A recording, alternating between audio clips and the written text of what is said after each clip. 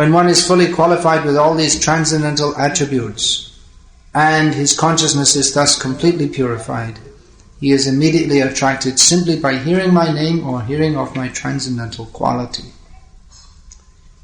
Purport: in the beginning of this instruction, the Lord explained to his mother that Madguna Shruti Matrena, by hearing, Matra, simply, Gunam, quality, he, certainly, Mam, me. When one is fully qualified with all these transcendental attributes, and his consciousness is thus completely purified, he is immediately attracted simply by hearing my name or hearing of my transcendental quality. Purport: in the beginning of this instruction, the Lord explained to his mother that Madguna Shruti Matrena, simply by hearing of the name, quality, form, etc. of the Supreme Personality of Godhead, one is immediately attracted. A person becomes fully qualified with all transcendental qualities by following the rules and regulations as recommended in different scriptures. We have developed certain unnecessary qualities by material association, and by following the above process, we become free from that contamination. To develop transcendental qualities, as explained in the previous verse, one must become free from these contaminated qualities. Here the word, or the combination of words, mat dharmanaha, is translated, of my devotee. Now, I'm not a Sanskrit scholar, but I can venture to guess, and even if the guess is wrong, from the grammatical point of view, from the devotional point of view, it's not wrong, that dharma means that which is intrinsic to a person or object or phenomenon. So, intrinsic to Krishna is his devotee. Krishna feels incomplete without his devotee, although he is complete. But Krishna's dharma, the intrinsic quality of Krishna, what is that? Well, he's the greatest. He's God, so he's the greatest. He possesses all opulences in full. Aishvaryasya samagrasya viryasya yashasya shriyaha jnana vairagya yoscha shannang bhaga itingina. The godness of God is his possessing all opulences in full, namely all wealth, all strength, all knowledge, all fame, all beauty, and all renunciation. So that's what makes him God.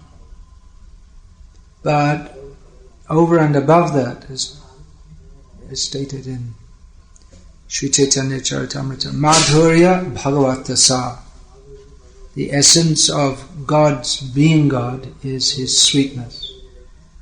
So sweetness, that means that's manifested in relationship with his devotee. So, just as a king, there's no meaning to his being a king unless he has a kingdom and subjects. So God's godness means that he has so many devotees to interact with.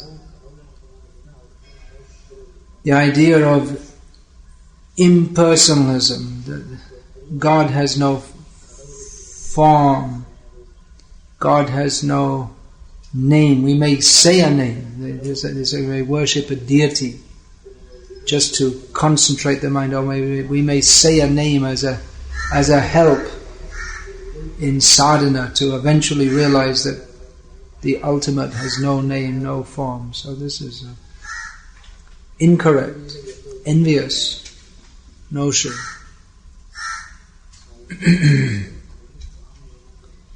Otherwise, there's no meaning of the term God or Bhagavan, Ishvara.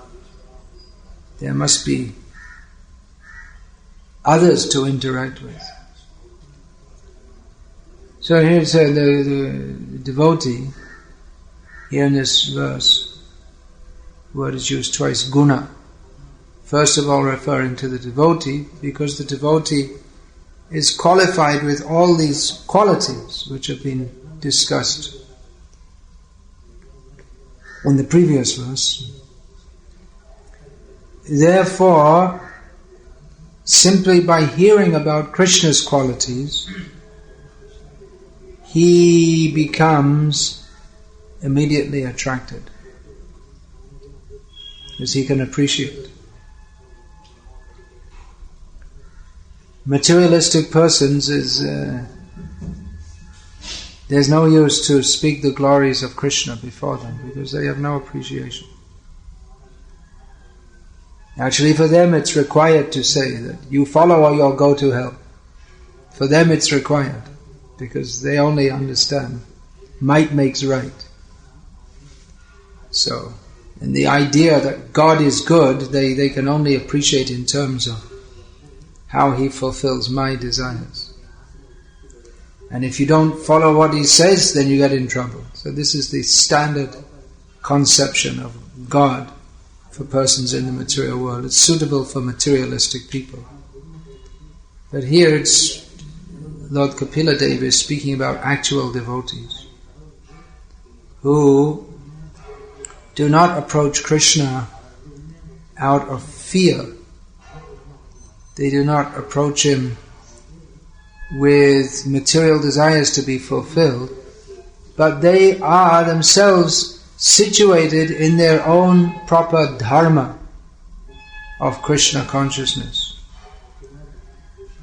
And therefore, the very meaning of being properly situated is that one is automatically attracted by Krishna.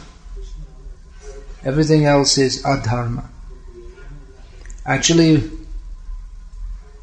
we have in the Shastra that state the Dharma Shastras. You should do this, you should do that. All rules of it. Then there are karma, jnana, yoga, all these things. All these different paths. And it's called dharma in as much as it leads to dharma. It's meant to lead to actual dharma, which is Krishna consciousness. But actually, without Krishna consciousness, it's actually adharma. Generously, it's called dharma. To make people think, yes, this is good, we're doing something right, we're good. But unless they understand this basic point that we are meant for the service of Krishna, then the purity of consciousness by which one can appreciate Krishna will never arise. The diseased mentality of thinking everything is for me. Shall I worship God or not? Well, what's in it for me? If I worship God, what do I get out of it? I'm feeling peace of mind. I'm chanting Hare Krishna. So many times people say, we feel so much anand when we chant Hare Krishna. Oh, all right, but that's not meant for your anand. Generally, people think like that. Oh yes, it's so nice. I like it so much. Yeah. Well, that's good to like being in Krishna consciousness, but real Krishna consciousness begins when we stop thinking about how I shall be happy and Krishna shall be happy by my activities. And then, when one has this change of heart, change of consciousness, then one can actually enter, or that is the entrance into Krishna consciousness. That is the complete purification. When we stop thinking Krishna is for me and we start thinking I am for Krishna. And when one's consciousness that I am meant for Krishna becomes highly developed, then instead of thinking I am Krishna's, we think Krishna is mine. If one becomes very advanced, Mother Yashoda thinks Krishna is my dependent child. The gopis think that, Krishna, he is attracted to us. It's true, but then when they became too much thinking like that, then Krishna left them. So this higher level of Krishna consciousness begins with pure attraction to Krishna.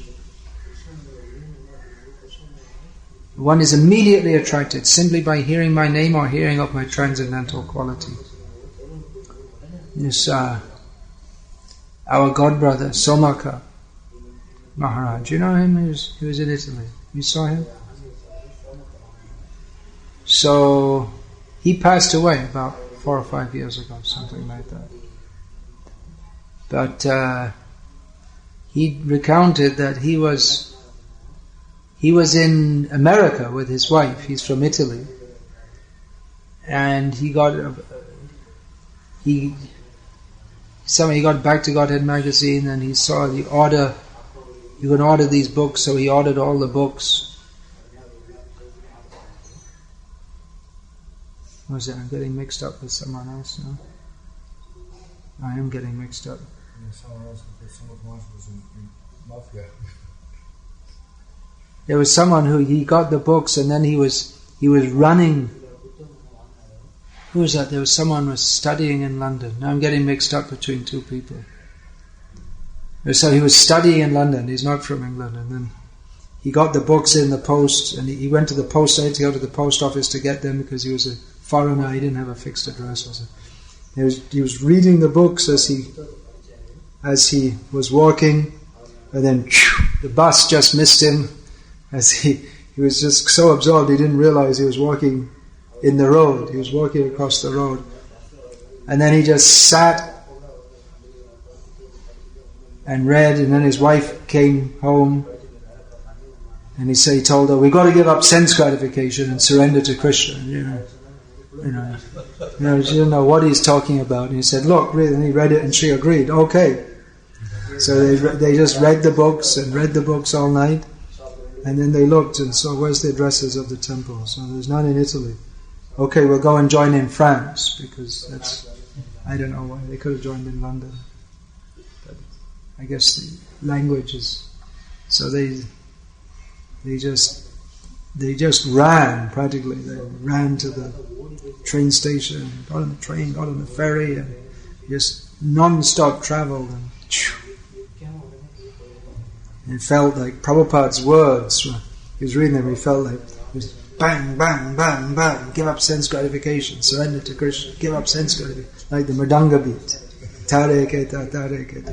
Give up sense gratification, surrender to Krishna. So immediately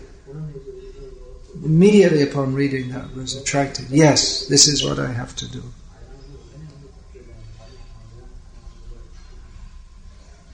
Now we find in our preaching, some people, they immediately take up Krishna consciousness simply by coming in contact. Yes, this is what I need, this is what I want.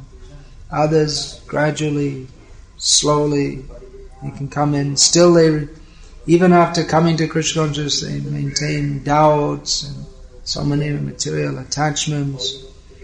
And others aren't interested at all. So that is the job of a preacher, to try to bring people to become attracted to Krishna. Of course, as I was saying, people are a long way from being attracted to Krishna. And even if they have an idea of God, their idea is of one who is to serve us. So they're a long way from that. There's not really much point to, when you meet people, start talking about Krishna's playing on his flute with a beautiful bending form and all this.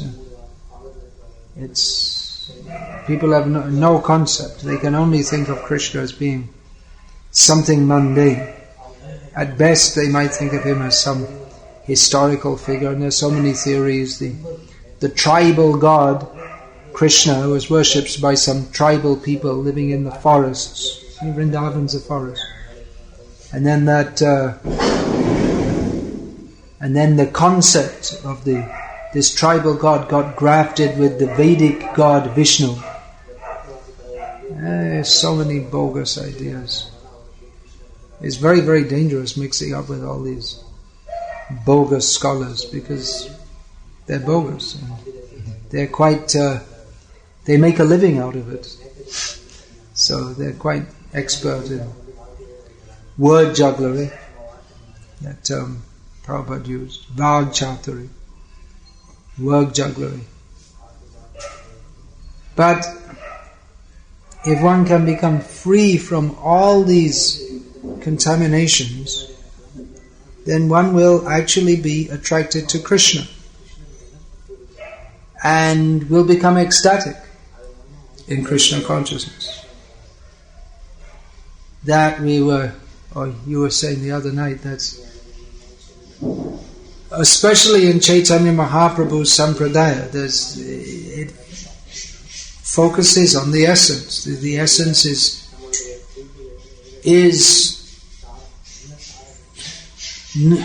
to go beyond appreciation of God as the Supreme Person, and even further develop than appreciating Him as being very sweet.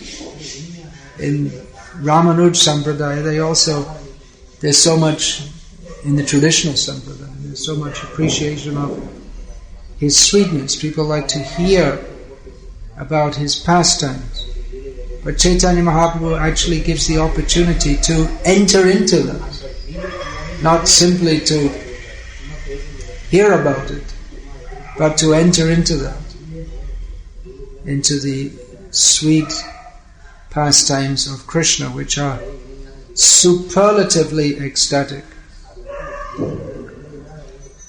When Chaitanya Mahaprabhu visited Mathura, there was one Sanariya Brahmana, he's called. His name is not given. Sanariya means that he's Brahmana, but from a group of Brahmanas who are considered not very good, not very high-class Brahmanas. Maybe they do rituals for lower caste people, and therefore they're considered less high caste. Although among Brahmanas you'll find that every Brahmana group thinks that our group is the highest and others are lower.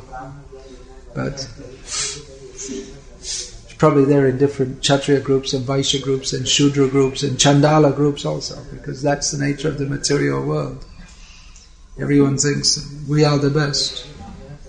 I'm born in England, and that's the proof that England is the greatest country in the world.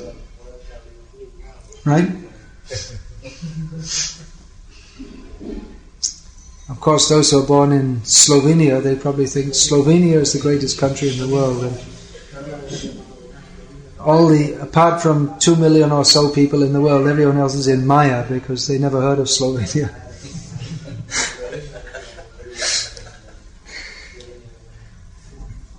So anyway, there was a Sanariya. Let's get back to Chaitanya Mahaprabhu's pastimes. Sanariya Brahmana. And Chaitanya Mahaprabhu was engaging in Sankirtan, singing and dancing, and he saw this Brahmana is joining with him. And then Chaitanya Mahaprabhu could understand that he must have some connection with Madhavendra Puri. Because Madhavendra Puri was the first one in the world, at least after the departure of Krishna, in this day of Brahma, to exhibit such transcendental symptoms. He is the Premankur, he is the sprout. That means that the love of Krishna was there always it's there latent in all the Shastra. But Madhavendra Puri actually manifested that. The highest level of love of Krishna. So Chaitanya Mahaprabhu could appreciate that this person, he must have some connection with him, otherwise how could he have such symptoms? It doesn't happen, it just doesn't happen. It doesn't come just by chance. Neither the universe comes into being by chance, nor does love of Krishna come into being by chance. So then he explained, yes, I'm a disciple of Madhavendra Puri. When he came to Mathura, he initiated me. Similarly, when Gadadhar Pandit was invited to come see a Vaishnava, Mukunda Datta was from Chattogram, in the easternmost part of Bengal, and Pundarik Vidyanidhi was from there also. So he came to Navadvip, but he didn't mix with the Vaishnava. He was hidden, at that time not known among the Vaishnavas. So Mukunda Datta, knowing that he was a great Vaishnava, invited Gadadhar Pandit, would you like to come with me and see a Vaishnava, someone you didn't meet before? He said, yes, certainly, I'd like to. And then Gadadhar, who was a very strict, rigid brahmachari since his appearance in this world, saw this Pundarik Vidyanidhi looks like a great sense enjoyer, sitting on an opulent bed, being fanned by servants with this chewing pan, with a silver spittoon. So Gadadhar had some doubt in his mind. Is a Vaishnava should be very renounced. It doesn't look like a Vaishnava, it looks like a big sense enjoyer. So Mukunda, understanding that, sung in Mukunda's famous, in his sweet voice, the verse from Bhagavatam, where is it? Aho Bhakti Stanakala Kuta, this verse, how Krishna is so merciful. King Va Dayalu, who is there more merciful than he who awarded to Putana, who had the intention to kill him, the position of his wet nurse, Dhatri. So on hearing this, Pundarik Vidyanidhi became ecstatic in love of Krishna and was uncontrollably mad and running here and there and shouting out. So this is attraction. Immediately became attracted by having that reminder of Krishna's mercy and his pastimes.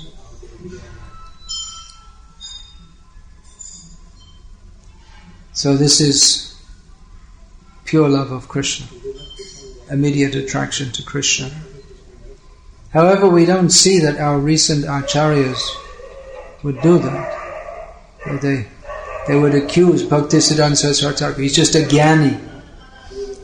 Not like us, we Babajis, we roll in the dust. And just recently, in connection with my research on different upper sampradayas, that I was reading about one Westerner had been with some Babajis in Vrindavan, and he was impressed with their ecstasy and kirtan, that some of them would start crying and this and that. But Bhaktisiddhanta Saraswati Thakur, he discounted it. He didn't accept that they're properly situated devotees at all. So how is that? Something changed in the Sampradaya of Chaitanya Mahaprabhu? Nothing changed in the pure Sampradaya.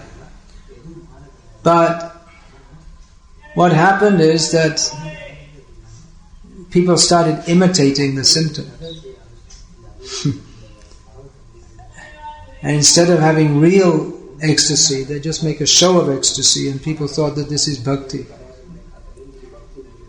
So we find that also with Chaitanya Mahaprabhu. When he met Ramananda Rai first on the bank of the Godavari, he exhibited ecstatic symptoms. That was his natural reaction to embracing Ramananda Rai. But then he saw that with Ramananda Rai there were so many attendants who had not the slightest understanding of what was going on. It was just, they couldn't work it out at all. They were accompanying Ramananda Rai as he went to take his bath. He was almost on the status of a king. He was the governor of that whole area of southern India under Prataparudra Maharaj, who was the king, whose capital was in Cuttack. So he was representative of the king. So even when he went to take a bath in the river, or Brahmanas came and they were chanting mantras, although from the strict caste point of view, he was a Shudra. He was actually Kayastha, which means they're highly intelligent and qualified, but somehow because they don't fit, maybe because they don't fit into Brahmin, Kshatriya or Vaishya, they're classified as Shudra. So they saw a Brahmana, and Brahmana means there are not many Brahmanas. So he saw Chaitanya Mahaprabhu, there are not many sannyasis, and he's a sannyasi, and sannyasi means from Brahmana caste, and even among Brahmanas most exalted. So ordinary Brahmanas don't go around touching Shudras, let alone embracing them. What to speak of a sannyasi?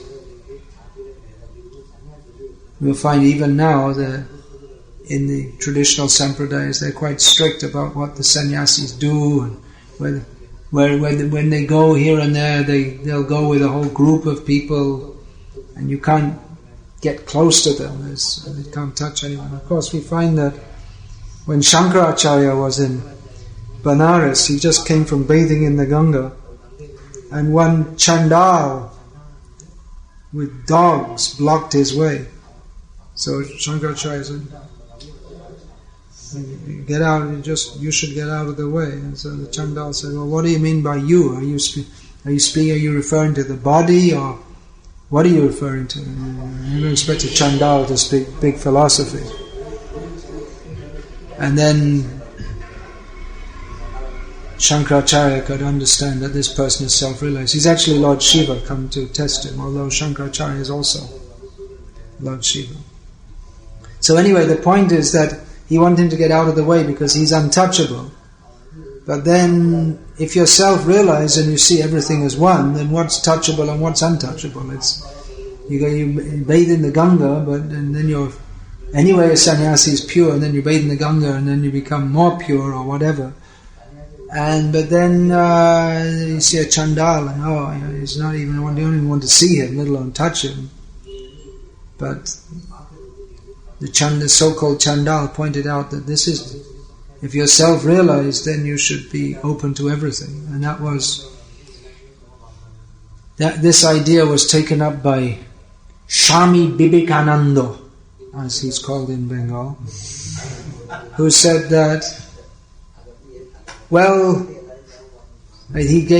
was once in Mathura area walking along the road, and he saw a Chandal smoking with his hookah. You know what that? Hubble bubble. And he thought, well, I'd like to smoke also. But he walked by and said, no, I can't smoke from a Chandal's hookah. And he thought, wait, I shouldn't think like that, I'm a sannyasi. So he went back and said, hey, let me smoke from there. He said, no, I can't give it to you, you're a sannyasi. He said, anyway, give it to me. So he showed his non-caste discrimination like that. And also, when he was in America, he described how he was sitting for a meal, and the hosts, they offered meat, and he said, no, I can't take, I'm a sannyasi. And he said, well, why not? It's all one, it's all the same. What difference does it make to him? He said, they're right. So he took the meat also. And so many things. And then he came up with the theory that, well, it doesn't matter what you eat. Why make so much propaganda about what you eat? It's just, what matters is your consciousness. So you can eat anything, as long as the main thing is to have good consciousness. So anyway, we're not promoting Vivekananda's ideas here, or anywhere, at any time, or in any place, in any circumstances. But we're just talking about some misconceptions. So the Brahmanas accompanying Ramananda, he couldn't understand what's going on here. There's this sannyasi, he's embracing a Shudra, and he's crying and showing. They couldn't understand its ecstatic symptoms. They had no idea of any such thing. They just couldn't work it out at all. What is going on? They were completely bewildered. They couldn't relate to it at all. So Chaitanya Mahaprabhu restrained himself and he showed outwardly grave behavior so that people not misunderstand. The preacher has to act in a way that people don't misunderstand. A devotee acts for the pleasure of Krishna and he doesn't care what other people think.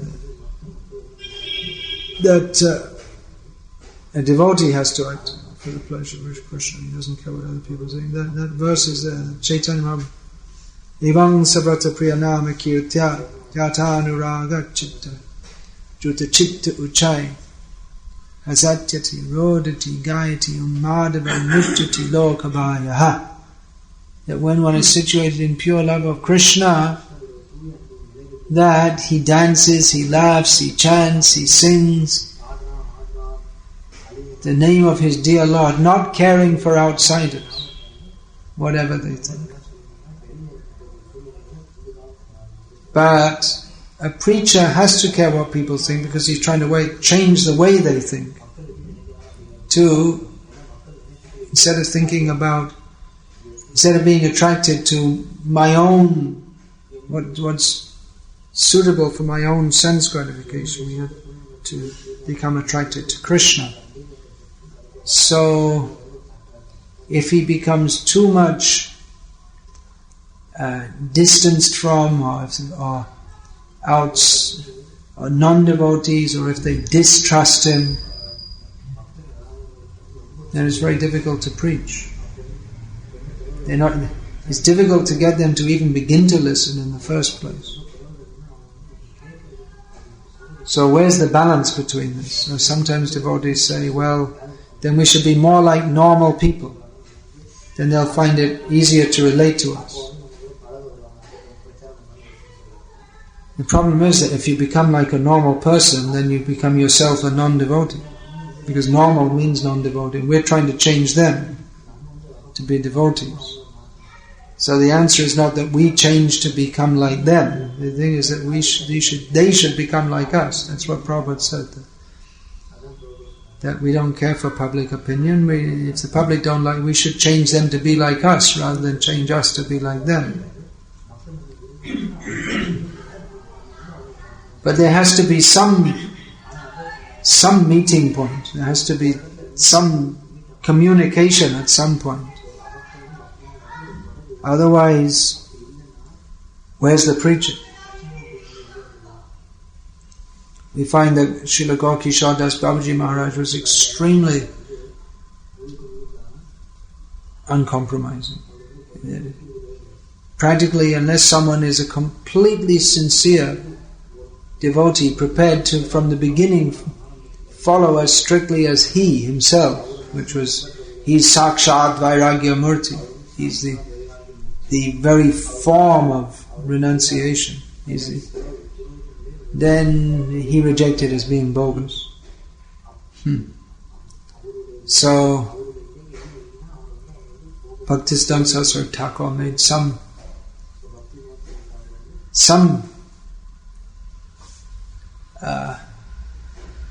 concession, or he adopted some means so that they could communicate with people. His devotees were dressed as devotees, but they lived in himself. Although he lived at the Jogpit or Brajpatan, as he lived just like Gaurkishore Das Babaji Maharaj, extremely austerely, just chanting day and night for over 9 years. But then after that, he took sannyas and then founded the Chaitanya Mat, and then after that, the Sri Gauriya Mat. And he lived in well-appointed quarters. So it seems that after taking sannyas, he became less renounced. It looks like that, doesn't it? He would go in cars and trains. But he did that just to bring the message of Krishna consciousness to others. So it's not that he wholesale compromised, and his message was extremely strong. So that point is there, that even though they made themselves more socially accessible to the people in general, they didn't compromise the message at all. Although Bhaktisiddhanta Saraswati Thakur would present the message in a way in which people, they would have to, or they would automatically understand that this person's far more intelligent than I am. No one could deny that. So that automatically impressed them. So we find also in our ISKCON today, if we find devotees who they're well organized and they have nice presentations and everything runs smoothly, people are impressed.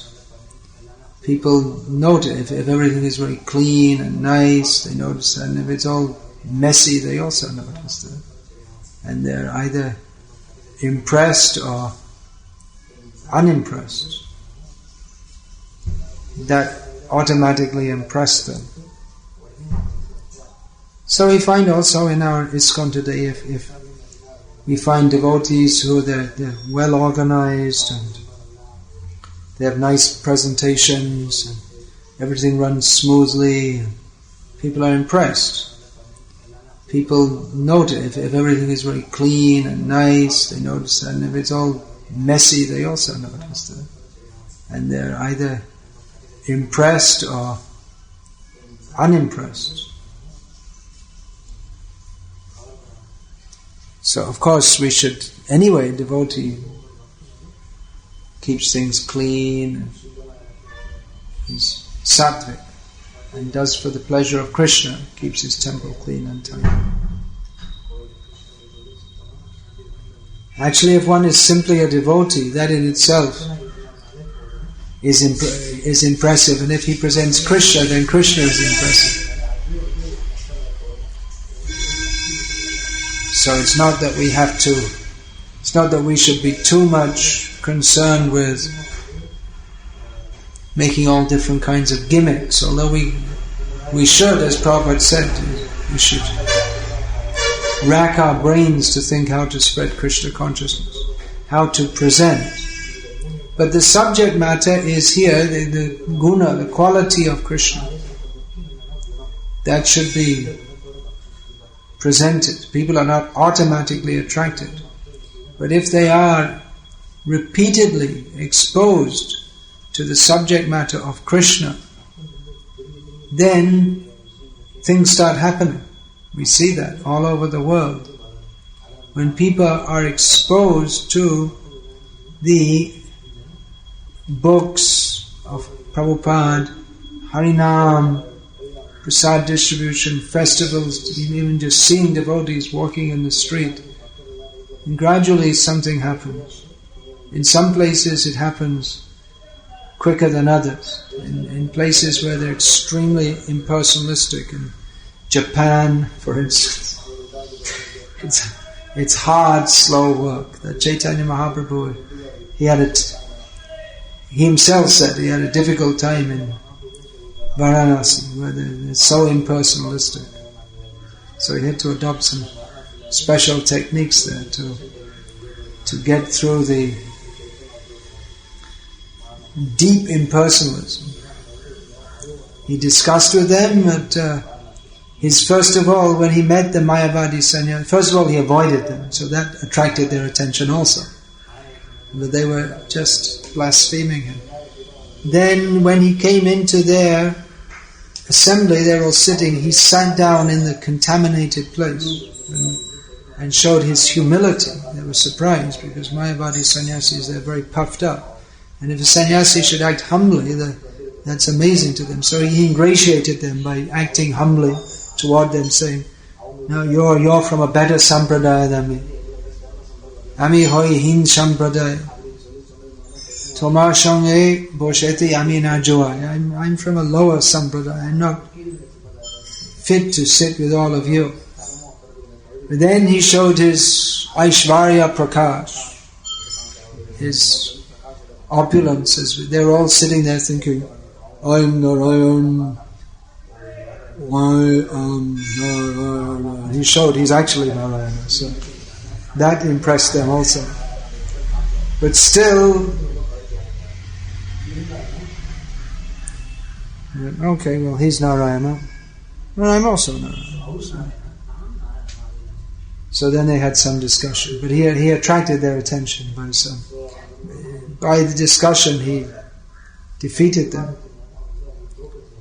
and they accepted defeat, which is an advantage over the present day when people, for a start, most people can't discuss because their way of thinking is so illogical that most people you can't even discuss philosophically with them. It's this neo-mayavad that's being spread of just, it's all just the feelings and what's in your heart and so many bogus ideas.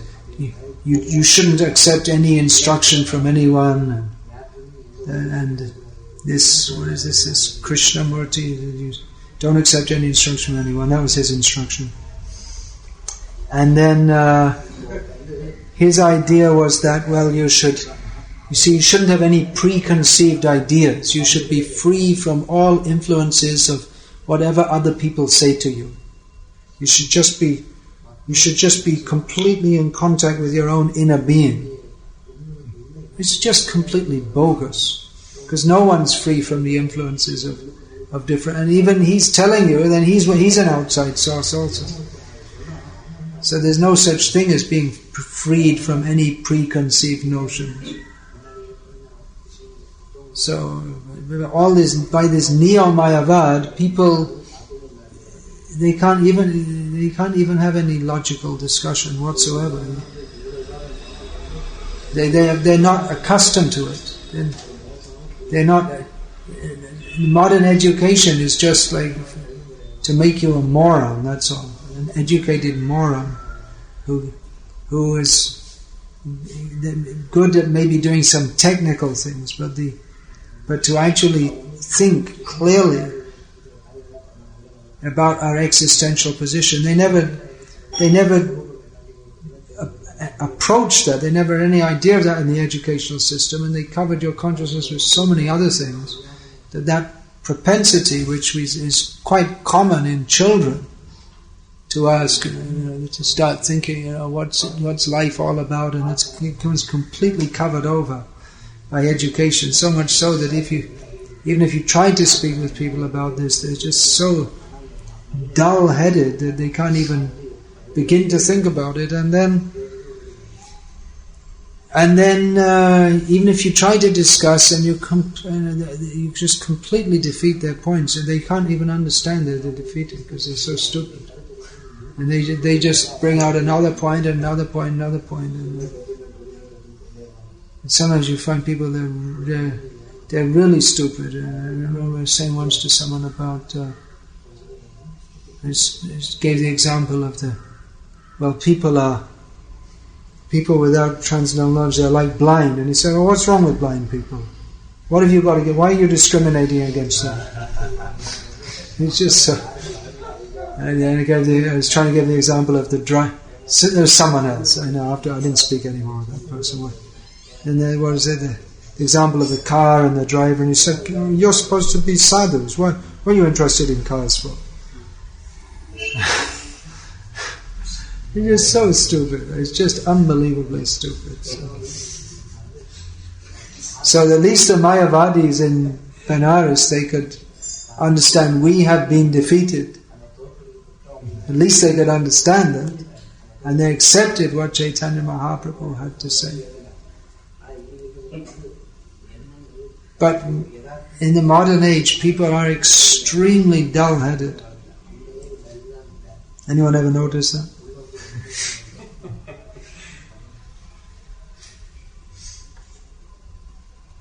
So giving this chanting of Hare Krishna and giving these books is actually to awaken the real intelligence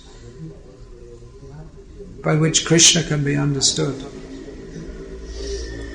These books, they're actually on a level far higher than people are up to. And sometimes our devotees say that, well, we should distribute some easier things that people could understand, but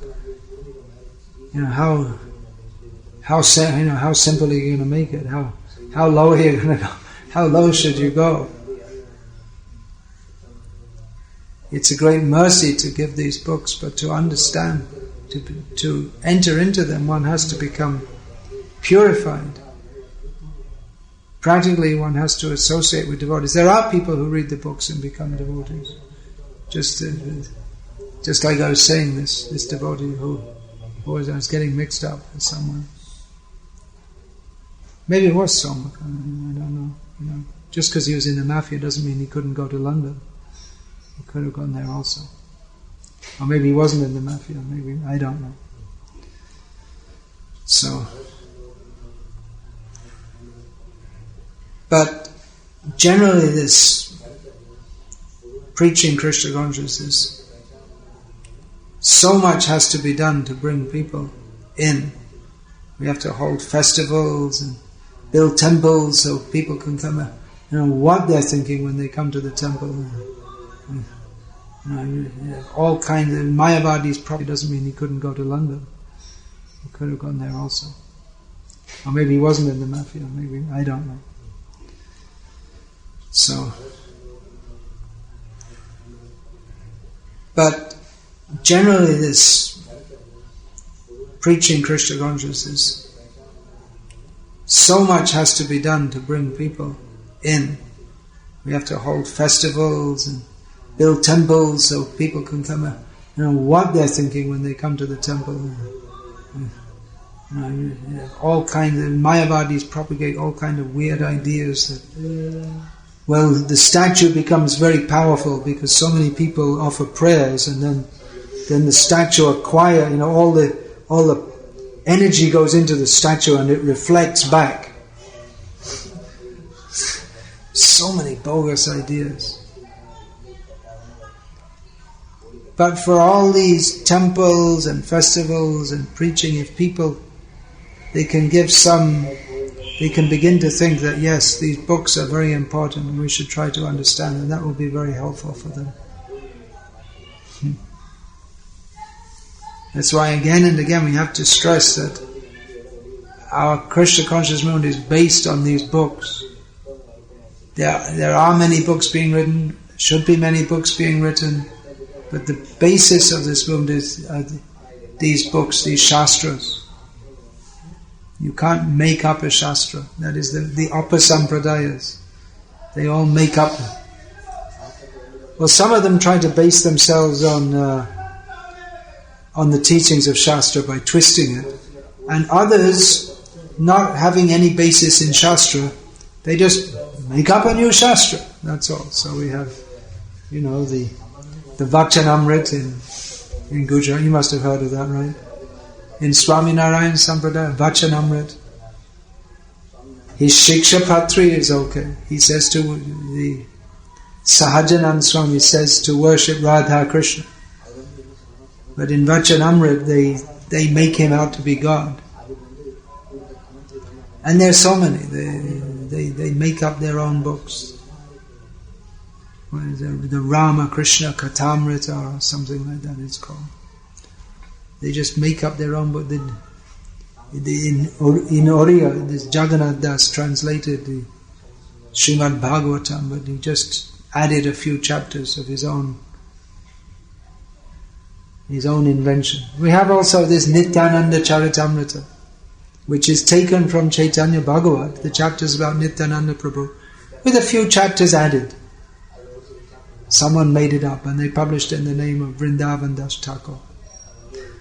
And our devotees are so foolish, they think, it's really nectar. It's made up by the Nityananda Vangsha Goswamis to propagate their idea that they are the real gurus because they're descended from Nityananda. Similarly, Advaita Vangsha, they invented the Advaita Prakash, another popular book in ISKCON. So, it's the same point. Our devotees, because they're not fixed in Shastra. Even they may read it, but somehow they didn't, I don't know. Guru Mukha Padma Vakya Chitete Korea Aika Ana Korea Mane Asha. For those in whom this doesn't happen, for those who are interested in the sense gratification of enjoying, hearing the nectar about Krishna, even if it's totally bogus and it's not nectar at all, then for them they're easily cheated, and they just accept whatever appeals to them. They say, oh, sounds very nice, sounds wonderful, so it must be very good. That means they still didn't get the point that it's not if it sounds good to me that it's acceptable. That has to be certified by the acharyas who have the actual transcendental understanding, clear philosophical understanding that comes from the complete identification of acting wholly and solely for the pleasure of Krishna. That is the meaning of an acharya. He's completely dedicated to the principle of satisfying Krishna, and he knows what Krishna wants and can establish that on the basis of Shastra. It's not that what Krishna wants the acharya know, so the acharya knows, so you just accept the acharya. But acharya and Shastra, there's no difference.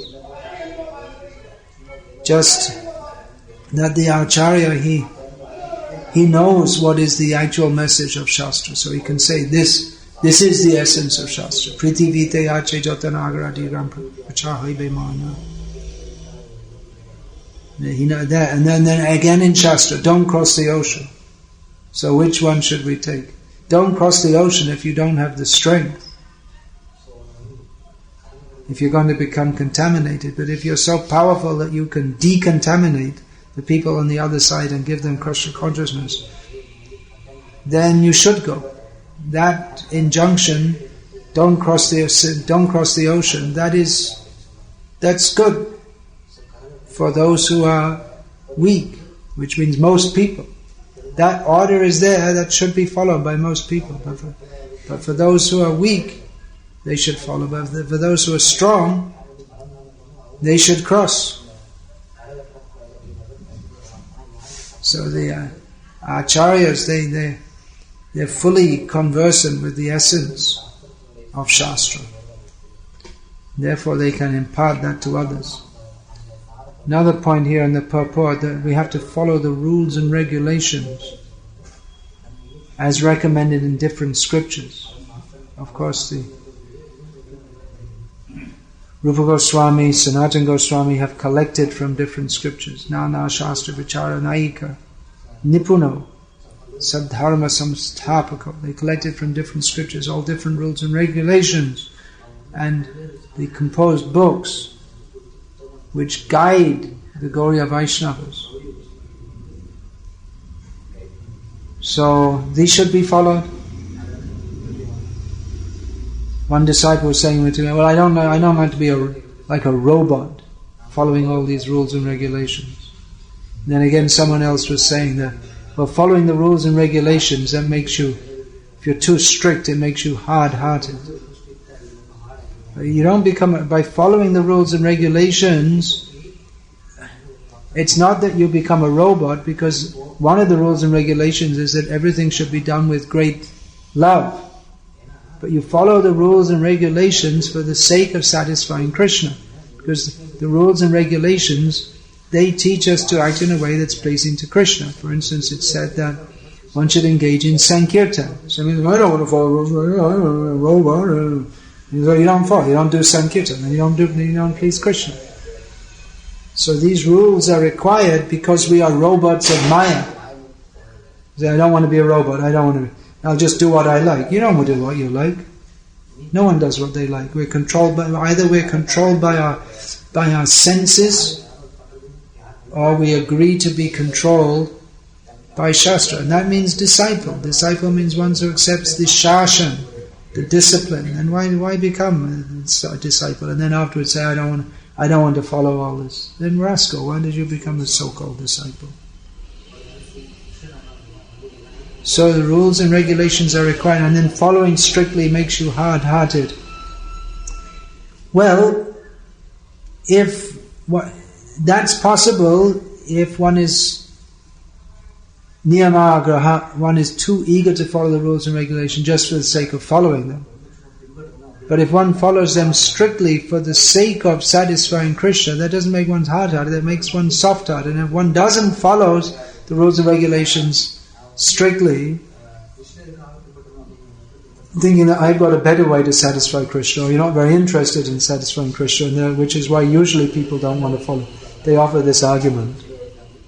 Then you remain hard-hearted because of your material attachments. That's what makes the heart hard-hearted. Material attachments, not following the rules and regulations of devotional service, which engage us in activities like hearing about Krishna, accepting Krishna prasad, associating with devotees, which makes the heart soft-hearted. But people, they have this sentimental idea that bhakti means you just embrace others and say a few sweet words, and then you don't have to follow anything, or you just follow what you like. And that's real bhakti. That's so sweet, but it's just all sentimentalism. First you follow, then if all this you can do. But first we should follow. Otherwise, what's the meaning? I've seen so many sahajiyas, they embrace and they cry and this and that. They don't follow any rules and regulations. What's the point? So we're not saying that one should be rigid and like a robot or a rock. Although actually it's said that in Chaitanya Charitamrita that Raghunath Das Goswami's regulative principles were like lines drawn in a stone. He was so strict. You want to say he was hard-hearted or what? So, there are so many misconceptions. So many. Therefore,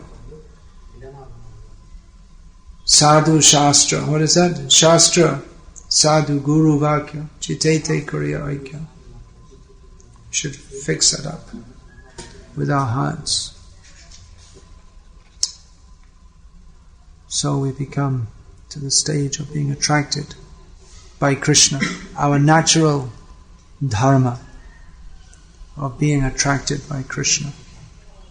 Any question about this? You had your hand on your mouth, you should go wash it immediately. You didn't read that book, My Memories of Srila Prabhupada? You remember that? Little baby had his hand in his mouth, and Prabhupada immediately take him out, wash his hand. Alright, Hare Krishna. Srimad Bhagavatam ki jai. His Divine Grace Srila Prabhupada ki jai. You may wonder why I'm saying the same point more or less again and again. Well, I guess I need a lot of preaching too.